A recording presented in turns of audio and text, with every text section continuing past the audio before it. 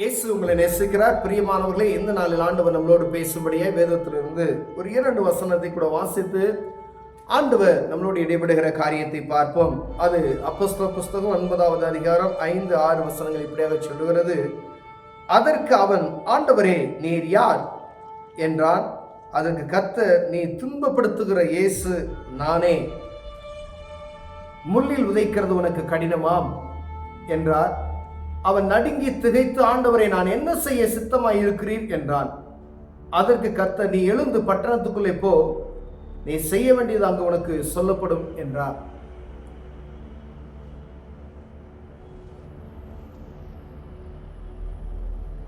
அப்போஸ்தலனாகிய பவுல் அவர் சவுலாய் இருக்கும் பொழுது சபையை துன்பப்படுத்துகிற ஒரு மனிதனாய் காணப்பட்டார் என்பதை நாம் அறிந்திருக்கிறோம். அதாவது துன்பப்படுத்துகிறதில் விசேஷமானவர். அட்வான்ஸா கர்த்தருடைய பிள்ளைகளை துன்பப்படுத்துவதற்கு பிரதான ஆசாரியர்களிடம் கடிதங்களை வாங்கி கொண்டு தேடி தேடி என்ன செஞ்சாரு?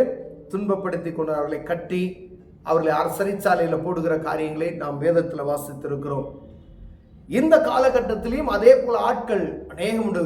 தேடி தேடி கர்த்தருடைய பிள்ளைகளுக்கு விரோதமாய் காரியங்களை செய்கிறது, அவர்களை துன்பப்படுத்துகிற காரியங்கள் எங்கும் நடந்து கொண்டு இருக்கிறது. யூடியூப் சேனல்ல பார்த்தோம்னா, வெளியில நியூஸ்ல வேணா இது வரல, ஆனா அங்கங்கே நடக்கிற காரியங்களை நாம்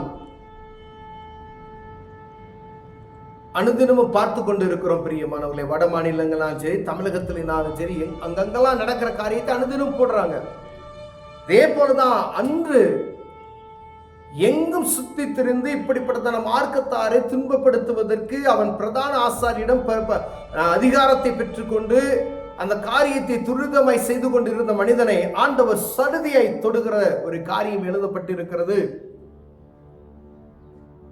ஒரு பேரொளி அவன் மேல் வீசினது, கீழே விழுந்தான், கண் அடைக்கப்பட்டு விட்டது. கைலாக கொடுத்து கூட இருந்தவங்களோடு எந்திருக்கிறான் சவுல். சுத்தி இருக்கிற ஜனங்களுக்கு அந்த சத்தம் கேட்கல, ஆனா அவருக்கு அந்த சத்தத்தை கேட்கிறது. நீ துன்பப்படுத்துகிற இயேசு நானே. நம்ம நினைச்சுக்கலாம், ஒரு ஊழியக்காரனை துன்பப்படுத்துறோம் அப்படின்னா நீங்க அவரை துன்பப்படுத்துறீங்கன்னு சொல்லி. வானத்தையும் பூமியும் படைத்த சர்வ வல்லமையில தேவனுக்கு விரோதமான ஒரு காரியத்தை நீங்கள் செய்கிறீர்கள் என்பதை மாத்திரம் நீங்க புரிந்து கொள்ளணும். ஏதோ ஒரு குறிப்பிட்ட மனிதனுக்கு நீங்க இந்த காரியத்தை செய்யறீங்க அப்படின்றது கிடையாது. அவர்கள் உங்களுக்கு நன்மைக்கு ஏதுவான காரியத்தை சொல்வதற்காக அலைந்து திரிகிறதை உங்களால கேட்க முடியல, விட்டுறணும்.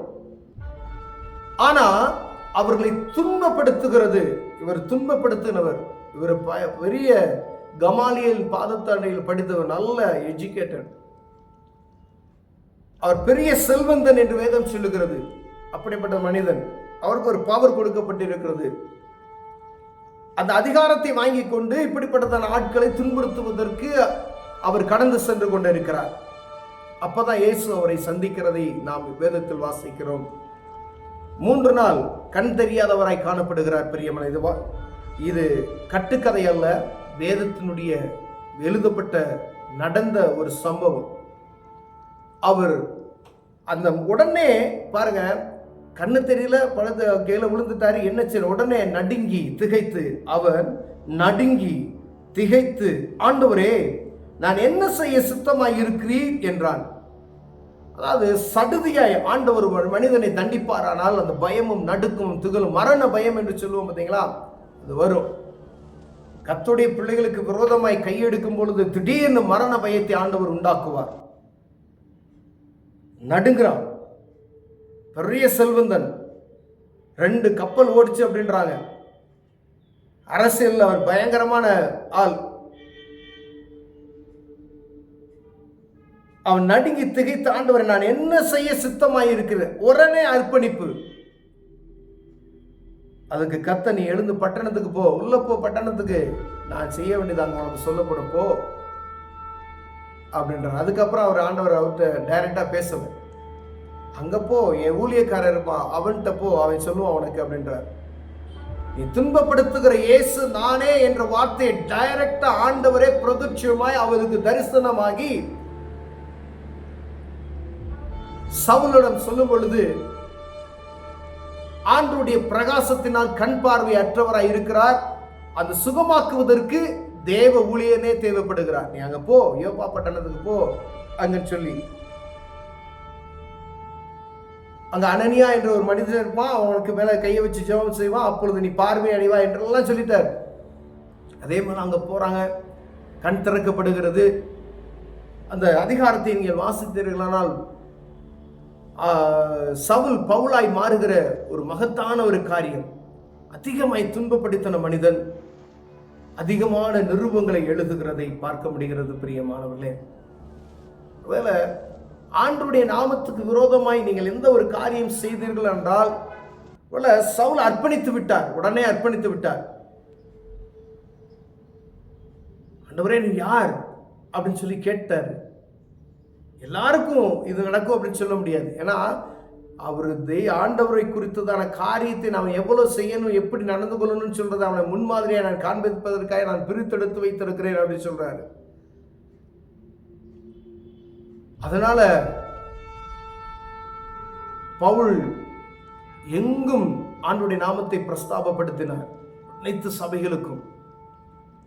இப்பொழுதும் அநேக சபைகளில் ஆண்டவருடைய நாமத்தை மெய்மைப்படுத்த விடாதபடி தடை செய்கிறவர்கள் எத்தனை பேர் உண்டு? கிறிஸ்துவின் நாமத்தை அறிவிக்க விடாதபடி தடை செய்கிறவர்கள். உங்களை ஒரு மேன்மையான இடத்துல வைத்திருக்கிறார், உங்களை ஒரு மெம்பரா வைத்திருக்கிறார்னா ஆண்டவருடைய நாமத்தை உயர்த்துவதற்கு தான் உங்களுக்கு அந்த மேன்மை. அதை விட்டுட்டு ஆண்டவருடைய நாமத்தை மகிமைப்படுத்துவதற்கு தடையாய் நீங்க அங்க இருந்தீங்கன்னா ஆண்டவர் சடுதியாய் சந்திப்பார். பிரியமானவர்களே, அப்ப நீங்க யோசிக்கவே முடியாது. சவுல் டக்குன்னு அரசு அப்படி சரண்டர் ஆனார் பார்த்தீங்களா? ஆண்டவரே நான் என்ன செய்ய சித்தமாய் இருக்கிறீர் என்று கேட்டார். ஆண்டவர் நம்மளை தொட்டார்னா அந்த சூழ்நிலைக்கு நேராக கடந்து போவோமா? நேரம் ஒரு பலவீனம் வந்துருச்சுன்னு வச்சுங்களேன், ஜெபிக்கவே முடியாது. பார்த்துருக்கீங்களா? யாராவது வந்து தான் நமக்கு ஜெபிக்கணும். ஏன்னா அவ்வளோதான், அப்படியே படுத்துருவோம், படுக்கையா இருப்போம், ஒன்றுமே செய்ய முடியாது, ஜெபிக்கவே முடியாது. யாராவது சொல்லி அப்படி செய்யணும். ஆனா இங்க சவுல் உடனே சரண்டர் ஆகி அவன் நடுங்கி திகைத்து, ஆண்டவரே நான் என்ன செய்ய சித்தமாய் இருக்கிறீர், நான் என்னையா செய்யணும் அப்படின்னு சொல்லி உடனடியே ஸ்பாட்ல கேட்ட உடனே அவருக்கு ஆன்சர் கொடுக்கப்படுகிறது, கண் திறக்கப்படுகிறது. உடனே வழியை திறக்கிறார் ஆண்டவர். அவர் கடந்து சென்று சகல ஜனங்களுக்கு சுவிசேஷத்தை அறிவித்தார். பிரியமானவர்களே, ஆனா கூட இருந்தே குழிய பறிக்கிற எத்தனையோ பேர் இருக்காங்க. சபைக்குள்ள இருந்துகிட்டு ஆண்டவருடைய நாமத்தை மகிமைப்படுத்தாதபடி இருக்கிறாங்க. அநேகர் ஆண்டவருடைய பிள்ளைகளுக்கு விரோதமாய் கரங்களை நீட்டுகிறார்கள். சவுலுக்கு சொல்லப்பட்ட ஒரு காரியம் சின்ன காரியம் தான். ஆண்டவருடைய மகத்துவத்தை பார்த்தா தாங்க மாட்டீங்க. ஆண்டவருடைய பிள்ளைகளுக்கு விரோதமாய் கரத்தை எடுத்தீங்க அப்படின்னு சொன்னா தாங்க மாட்டீங்க. கரத்தை நீட்டி பொம்பளை பிள்ளைகளை அடிக்கிறீங்க, எவ்வளவு பிரியமான காரியங்களை செய்றீங்க. அதை பார்த்து கொண்டு சுத்தி இருக்கிறாங்க. இதே காரியம் தான் அங்க நடந்துச்சு. அதிகாரத்தில் உள்ளவர்கள் அவர்கள் ஆணவத்து நிமித்தமாய் யாரோ ஒரு ஒருத்தருக்காக பிரியப்படுத்த மனதாய் இருந்து அவர்களுக்கு அதிகாரத்தை கொடுத்து அவர்களை செய்ய சொன்னார்கள். ஆனா செய்கிறவர்கள் முதல்ல பாதிக்கப்பட்டார்கள். மனுஷன்கிட்ட அடி வாங்கிடலாம், தெய்வத்துக்கிட்ட அடி வாங்கினா பிழைக்க மாட்டோம். பிரியமானவர்களே, மனுஷன் அடிச்சா தாங்கிடலாம், மனுஷன் தண்டிச்சா அந்த தண்டனையை தாங்கிக் கொள்ளலாம். ஆனா வானத்தையும் பூமியும் படைத்தவர் தண்டித்தார்னா அந்த தண்டனையிலிருந்து ஒரு மனிதன் தப்பிக்க முடியாது. ஒருவேளை சவுலுக்கு இருந்த அந்த உடனே அர்ப்பணிப்பு ஒருவேளை இருக்குமையினால் தப்பித்து கொண்டார். அவருடைய பிள்ளைகளை துன்பப்படுத்துகிறதற்கு அவர் உடனே அர்ப்பணித்தார். அது நிமித்தம் அற்புதத்தை பெற்றுக்கொண்டார். அதனால எச்சரிக்கையா இருக்கும்படி ஆண்டவர் கர்த்தருடைய பிள்ளைகளுக்கு விரோதமான காரியத்தை செய்யும் பொழுது ஆண்டவருடைய கோபாக்கினை சடுதியாய் வரும். அப்படி ஒருவேளை இப்படிப்பட்டதான சிக்கல்ல நம்ம இருப்போமேனால், இப்படிப்பட்டதான காரியத்தை செய்து ஒரு துன்பத்துல நம்ம மாட்டிக்கொண்டு இருப்போமேனால், வானத்தையும் பூமியும் உண்டாக்கின தெய்வத்தை நோக்கி நீங்கள் பார்க்கலாம், உங்களுக்கு ஆண்டவர் ஒரு அற்புதத்தை செய்ய வல்லமையுள்ளவராக இருக்கிறார். அர்ப்பணிங்க, ஆண்டவர் உங்களுக்கு அதிசயத்தை செய்வார். கண்களை மூடுவோம், ஜெபிப்போம். அன்பின் தகப்பனே, ஆண்டவருடைய பிள்ளைகளுக்கு விரோதமாய் கரங்களை எடுத்துட்டோம். ஆண்டவரே எங்களை மன்னிங்க. ஒருவேளை இதை பார்த்து கொண்டிருக்கிற அன்பு சகோதரனோ சகோதரியோ ஆண்டவருக்கு விரோதமான காரியத்தை செய்திருந்தாங்கன்னா அவங்களை மன்னித்து, தெய்வத்துக்கு விரோதமான ஒரு காரியத்தை செய்தோம், தெய்வ பிள்ளைகளுக்கு விரோதமான காரியத்தை செய்தோம் என்றால் அவங்களை மன்னித்து அவர்கள் அந்த பாவ கட்டிலிருந்து வெளியே எடுத்து வருவீராக நான் ஜெபிக்கிறேன். இயேசுவின் நாமத்தில் பிதாவே, ஆமென்.